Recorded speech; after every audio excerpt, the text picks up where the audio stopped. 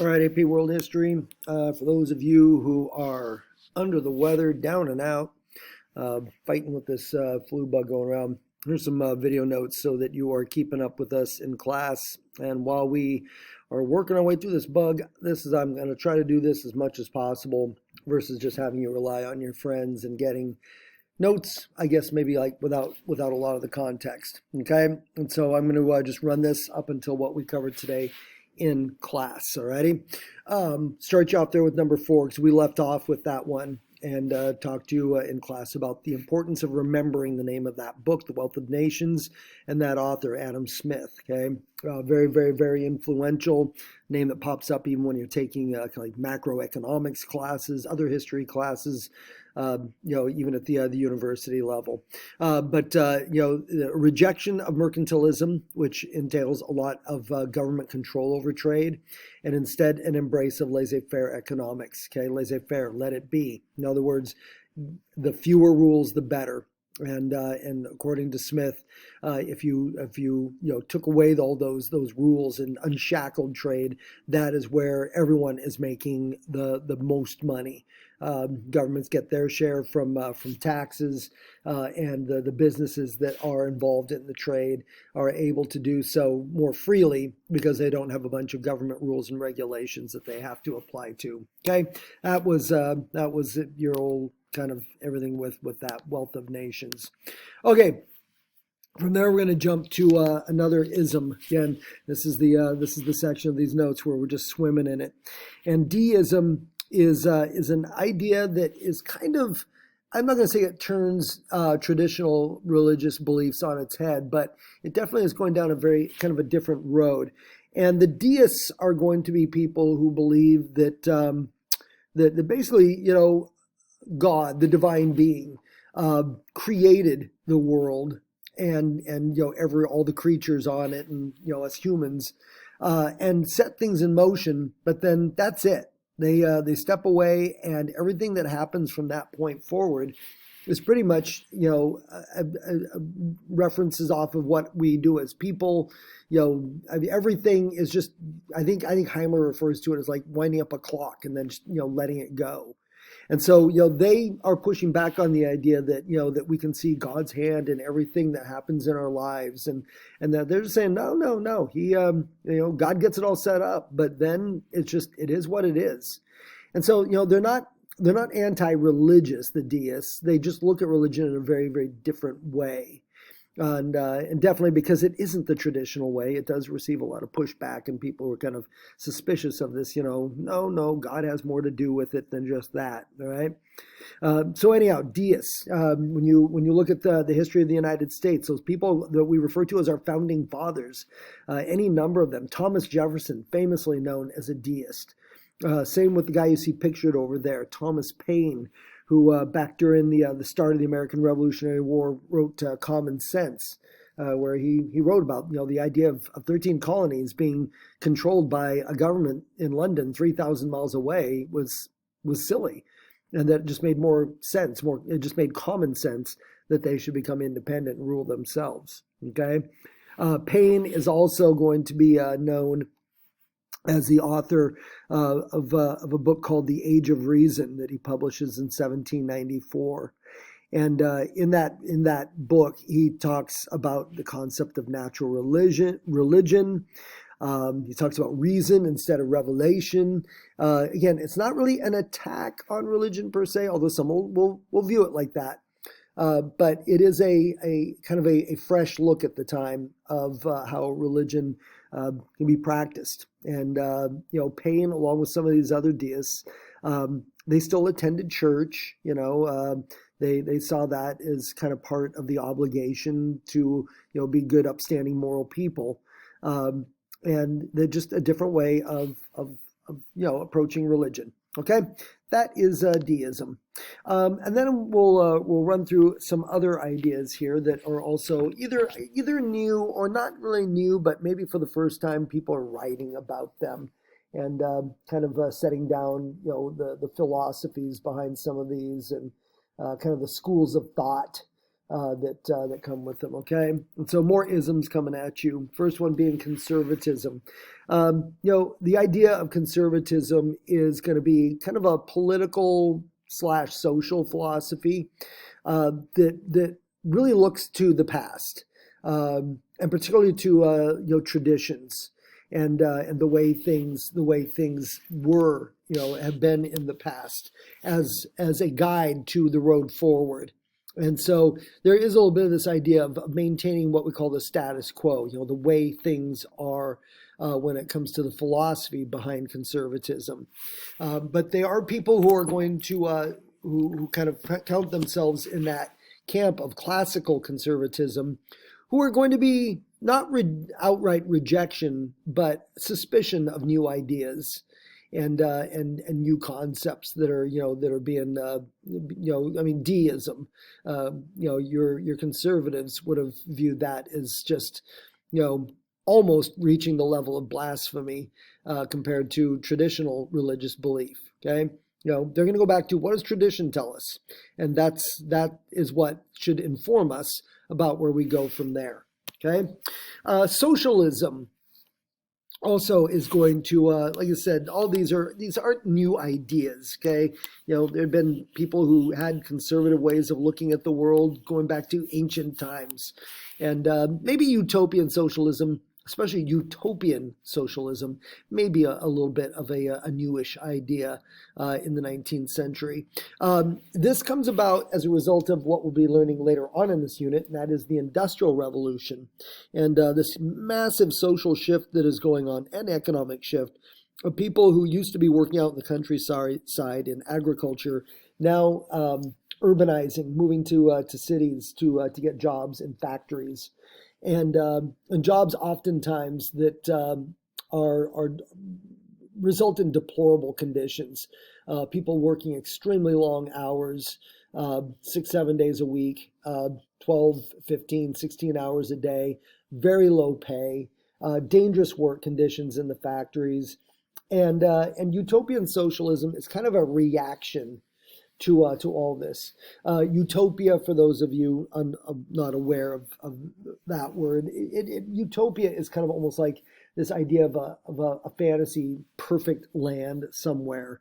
Something that is you can almost kind of like dream it, and almost like an ideal society, and where they really kind of focus their energies on. I don't know, the little sign you see over there on the left side gives you a little bit of an inkling of this, and that is the idea that the people who work in those factories, who put in all the toil and the risks and everything involved with it, that they should be the ones who own the factories, right? Not these incredibly wealthy people who only enjoy the profits of the business that they started. And don't share in any of the hardships with it. And so to a utopian socialist, the answer to the problem of factories and what they're doing to societies is to simply give the factories to society. All right. The people who work it should belong to them. All right.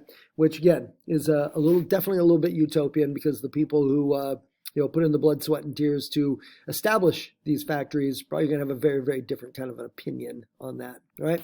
But socialism as an idea, and as a political idea, will continue to grow then going into to the 20th century, right? And then I guess like the flip side of number one, conservatism, will be the philosophy of liberalism. And I mentioned classical conservatism, which is kind of conservatism in its purest form. I guess the same I can say for liberalism. And again, people had expressed liberal thoughts, ideas, actions before the 19th century. But this is where it's, in a way, it's almost like the rules are written down by some of the thinkers coming out of the Enlightenment and other intellectual movements. Classical liberalism will be a heavy focus instead of looking to the past. They look to new thought. And so ideas about natural rights, that we're all born with, the right to life and liberty, pursuit of happiness, things like that. They believe in constitutional government, right? So monarchies are out just because that's the way it's always been. And governments that, represent the people and have a functioning constitution that lays out a plan for how the government operates. The classical liberals also focus on Adam Smith and that laissez-faire economics, that idea of just get the government out of it, and the less rules, the better. And then the last one is expanded suffrage in the liberal movement. Okay, and I say suffrage, that is SUFFRAGE, suffrage, not suffrage, just suffrage. And the term is a reference to voting. Okay, the right to vote. And originally, the classical liberals will be focused on gaining more of the right to vote for men. In most of the European countries of the 19th century, the only men who could vote, now, first of all, women are right out. Okay, there's a woman voting, that would have been considered just crazy back then. Okay, but even with men, the only men who could vote were men who owned property. All right. So if you're a peasant, if you're a farmer, if you're a basic, factory worker, things like that, that is a possibility that is beyond the realm of possibility of you having enough money to buy land. Are you kidding me? And so, what it means is you're going to have this, the landed gentry, the people who are wealthy enough to own property. Those are the ones that are allowed to vote. Liberals would want to see more people granted the vote. And so, men, as long as they reach a certain age, should be allowed to vote regardless of the job they work or the property they own or don't own. And then further on down the road, we'll see the expansion of that to include women into the mix as well. Okay. With those three that I mentioned there, actually a lot of these new ideas that we're talking about, tend to be coming from people who are from the privileged classes in the countries that they come from. Again, a lot of these, we talk about British and French, and then Thomas Paine, who technically ends up an American, but these are people who come from from wealth, who have been fortunate enough to receive an education. And so even though some of them are describing movements that would include people who have not been educated, always important just to keep that in mind. All right, that just not ordinary folks are jumping up with this kind of thinking. It's the people who can afford and who have the time to dabble in some of this new thinking, these new thoughts. All right, let's see. Sticking with some of these new ideas, feminism is going to be a big one that we'll see really start getting established in the late 18th century and going into the 19th century. And feminism, the way we're going to use it for now, is pretty much the idea of promoting equal rights and just equality to women. As we know, pretty much the world that we're talking about here is still very, very patriarchal. And this is the beginnings of women starting to push back on that, and women who really risk a lot in many cases to suggest that women are actually equal to men. Okay. First one I'll introduce to you there is a French woman by the name of Olympe de Gouges. And she is one who, during the French Revolution, which we'll learn about very soon this week, during the French Revolution, she criticized the revolutionaries. The revolutionaries, when they published their document to explain what they were doing and why they were doing it, it was basically specifically referred to men only. The rights of the citizen and the man, and she wrote a companion piece called the rights of the citizen and the woman. But because she was critical of the leaders of the revolution, she paid the ultimate price for expressing her feminism, and she went to the guillotine in 1793 and was executed. Okay, so that would be one example of one of these early feminists. Mary Wollstonecraft, that's this name that sounds like it's right out of a Harry Potter book, writes a book called The Vindication of the Rights of Women, published in 1792. She is English, and And she, like many of these women of coming from the world of feminism, many of them are not formally educated because there's no schools or universities that will allow them simply because of their gender. Many of them come from families where I guess there's a little bit of a stronger independent streak, parents who paid for private tutoring for some of these women, and that's where they gained their education. Okay. But Mary's book is all about equality in education. That women should have a right to get an education and a higher education if they want it, and then obviously in politics that women should be allowed suffrage, should be allowed to have the right to vote. Okay, for those of you who love your history trivia, Mary later on gave birth to a couple children, a daughter that she also named Mary, and when her daughter reached adulthood, she married a English writer by the name of Percy Shelley. Mary Shelley, Mary Wollstonecraft's daughter, went on to write the book Frankenstein, and you'll see some uses of her name where she would use Mary Wollstonecraft Shelley. But yes, Frankenstein, the daughter of Mary Wollstonecraft. There we go. There's your trivia. All right. Head over here to the United States. All right. Elizabeth Cady Stanton, who is seen as one of the pioneer feminists in U.S. history. And the Seneca Falls Convention that was held in upstate New York in 1848 was the first kind of political gathering of women who likewise were looking for ways that they could push for equal rights, that they could push for the vote in America, those sorts of things. And so, kind of following that same theme, all right? Take some APUSH next year and you'll be reminded of Miss Stanton and the Seneca Falls Convention, where all these women come together to push for this different world. All right, moving on here. Our other isms that we'll cover here. We'll go with this. Abolitionism, which comes from the word abolish, right, to end something. And abolitionism is a movement that begins to take hold in the late 18th century, early 19th century. The British will be the first to lead it, and where they're really going to be focused is abolishing slavery. All right. They start the movement to abolish first the international slave trade. Okay, no more ships coming up from the African continent loaded with slaves going to the Americas or anywhere else in the world. And one by one, other countries jump on board. The United States were kind of late to it, but we eventually sign on as well.